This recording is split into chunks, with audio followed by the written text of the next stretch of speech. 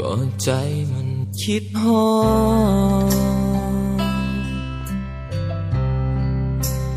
คิดฮอดคนที่อยู่ไกลฝากลมซอยพันไปพาใจไปฮอดเจ้า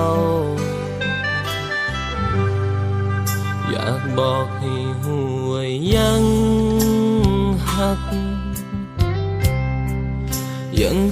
ยังคอยเฝ้าดูแลห่วงใยอยากกอดอยากยืนข้างกายคือเก่าแต่ก่อนตั้งแต่มือที่เลิกกันไปบ่มีมือใดบ่คิดฮอดยังคิดถึงตลอด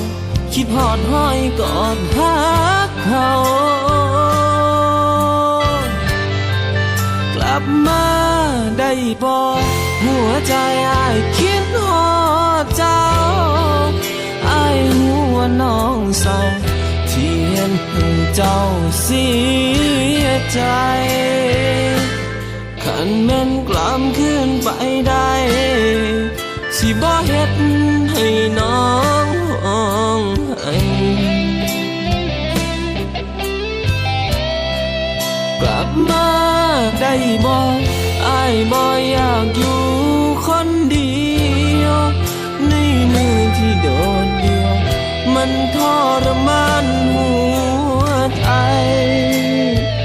ขอโทษสุอย่างที่เฮ็ดไป